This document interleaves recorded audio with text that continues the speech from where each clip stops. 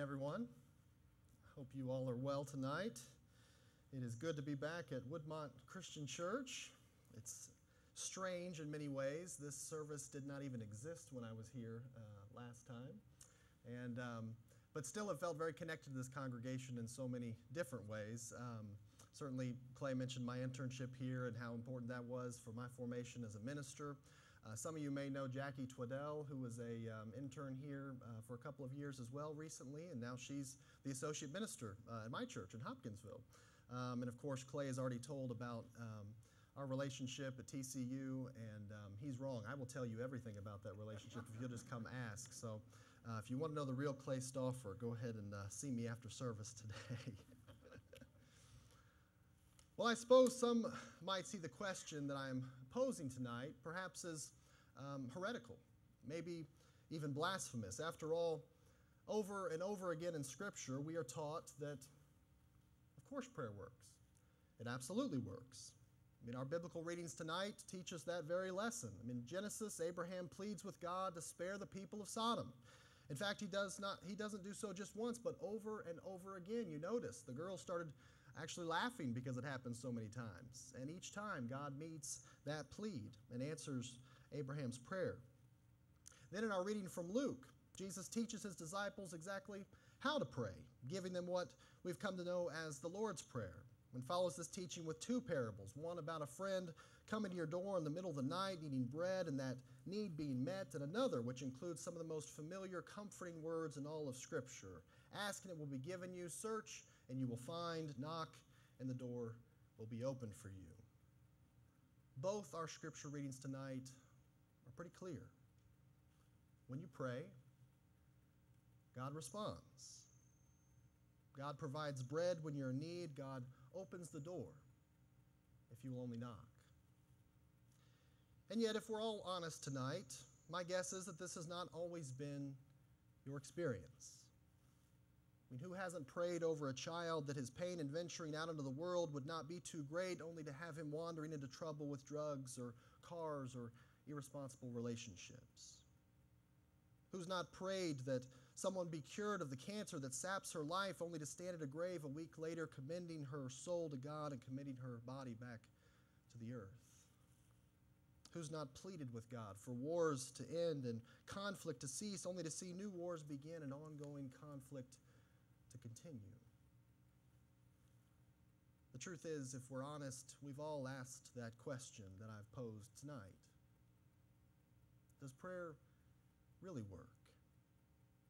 We've all felt with that feeling deep down. Why does God seem to respond with silence to my ongoing pleas? So a Republican and a Democrat are having lunch one day when they begin to argue about religion. The Republican begins accusing the Democrat that he's just got no religion at all. You Democrats are so anti-religious. Democrat says, we are not. We're very religious. I don't know what you're talking about. Republican says, well, I bet you can't even recite the Lord's Prayer. Democrat says, yes, I can. I'll take you up on that bet. Republican says, well, go ahead. Democrat starts in, now I lay me down to sleep. The Republican responds, I can't believe I just lost $20.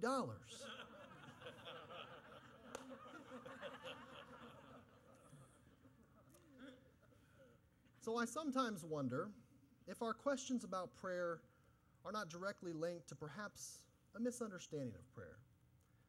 In fact, I even worry that we've simplified prayer too much or perhaps even misplaced our focus in some ways as it relates to prayer.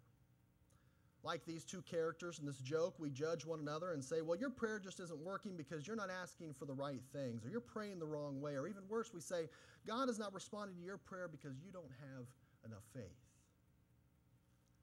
And by misplacing our focus, I think we miss some of the real meaning and purpose of prayer altogether. I was in conversation with Mark Miller McLemore, the Dean of the Disciples House at Vanderbilt earlier this week about the sermon I'm preaching tonight. And we were talking about an alternative understanding of prayer. Mark articulated a distinction about prayer that I think is helpful to us tonight. He asked me this question: is prayer more about communication, or is it more about communion? Let me try to give an example. to articulate this difference. My mom says she knew I was going to be a minister when I was in the 6th grade. One afternoon, I had apparently gotten off the school bus at the end of the driveway to our home. The driveway stretched a good acre out to the main road, but my mother could still see me exit the bus every day as she washed dishes right there in the kitchen sink. This particular day, my mom had looked up to see me start walking toward the house, and as she continued to wait for me washing dishes there, she noticed it was taking a bit longer than usual for me to get to the house. And so she looked up again to see what I was doing, only to find me on my knees in the middle of the driveway. Worried I had fallen, she started to make her way out to me, but after looking a bit closer, noticed that I wasn't in any kind of pain. I hadn't fallen. Rather, I was just sort of peaceful. She watched as I returned to my feet and continued my journey into the house, and as I came in, she asked, "What were you doing out there on your knees?" And I responded, "Well, I was praying." She says, "Well, is everything okay? Are you all right? Did something happen on the bus or at school today?" I said, "Oh, no. I was just praying for our basketball team to win tonight." Prayer as communication is the way that we generally understand prayer. It's the way I was praying in the driveway that day. It's the way that prayer is portrayed in the clip we saw from Bruce Almighty tonight. It's talking with God, more specifically, asking God to do something and expecting God to communicate back in the form of some kind of response. And again, overall, there's nothing wrong with this. It's a great way to pray. I've said over and over again, Scripture gives us plenty of reasons to know this kind of prayer works. In fact, in Exodus chapter 32, the Israelites have once again turned away from God, and God tells Moses that God's wrath is going to burn against the people, but Moses pleads with God, saying, "Turn from your fierce wrath, change your mind, and do not bring disaster on your people." And the text reads in verse 14, "The Lord changed his mind about the disaster that he'd planned to bring on his people." Prayer can be about communication with God, this two-way interaction in which a prayer and a response take place. Now, perhaps God is not as interested in whether or not our favorite sports teams win, but Scripture does teach us that God can change God's mind. God can be influenced by our intercession. In this way, prayer does work sometimes. But what about those moments of God's perceived silence? What about those times of life in which God seems nowhere to be found? What about prayer as communion? My wife and I have two beautiful children, Harrison and Clara. Harrison's now 4 years old and Clara is about 17 months. But what some folks are not aware of is that Harrison is actually a twin. And at 34 weeks, we lost Caroline unexpectedly. I can remember in the days after that experience wondering how and why. Marion and I had prayed for months that these children would be healthy and happy. We'd done everything by the book, even beyond the book, and to this day the doctors still cannot tell us how or why we lost her.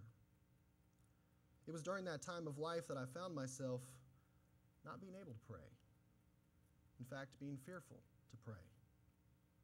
I worried that if I prayed for Harrison to be okay and he wasn't, that I would lose my faith, that I might not even be able to carry on in ministry. And so I didn't pray. During the days to follow, even after Harrison was born healthy and happy, I began to feel a sense of absence, a loneliness. And for a long time I thought it was the absence of Caroline's life. And perhaps that was part of it. But I realized there was something else missing too. It was about that time I came across an article about prayer which I found very helpful to me. The author talked about the way in which God is largely silent in the book of Lamentations, in the face of laments about Israel's suffering under the Babylonian destruction of Jerusalem. And the writer gives 3 good reasons for God's perceived silence. First, he writes, God is a good listener, showing deep respect for Israel's pain. Second, God may use silence to teach Israel that God wasn't going to immediately resolve their situation, and Israel would need tough skin to live among their enemies. Finally, though, and this was most helpful to me at the time, God may be demonstrating a baffled silence at the extent of the destruction Israel had experienced. It got me thinking, What if when we hear God's silence, it's God hurting just as much as we do? What if when we don't get the response from God we want, it's God demonstrating a baffled silence at the extent of our pain? After asking those questions of myself, I found that God's promise had actually been fulfilled in my life all along. That God was with me even when I perceived my prayers to have gone unheard, and that God had responded even when God seemed silent. Which has persuaded me to believe that prayer is more about a consistent presence with God than it is necessarily about asking for and receiving something from God. That prayer is more often about being with God than necessarily having communication with God. I can recall one evening sometime after Caroline's death, sitting on the back porch and conjuring up the nerve to pray again. But this time my prayer had changed. Instead of asking something from God, I simply spent a few moments reflecting on God, remembering the beauty that God had created, the wonderful life and family that God had already given me, the many ways in which God had responded to my prayers throughout my life. And suddenly God didn't seem so silent anymore. In fact, God's presence in that moment was more profound than I'd experienced at any other time in my life. The truth is, prayer works, sometimes, at least as a means of communication. God's mind can change. God can be moved by our petitions. God is influenced by God's people. We should pray in this way. But the really good news is that prayer works all of the time when it serves its most important purpose, as being a means of communion with God and with one another. For communion ultimately is about presence and relationship. Which, by the way, is the reason I think that after Jesus teaches his disciples how to pray in this passage from Luke, he then includes a parable about going to see a friend for bread. Not a stranger or even a neighbor, but a friend. Because the truth is, a good friend is always there. Even if he can't respond immediately or in the way we want him to, he's always there for you in the end. Even if just to lend a listening ear, to demonstrate a baffled silence at our pain, and to provide a comforting presence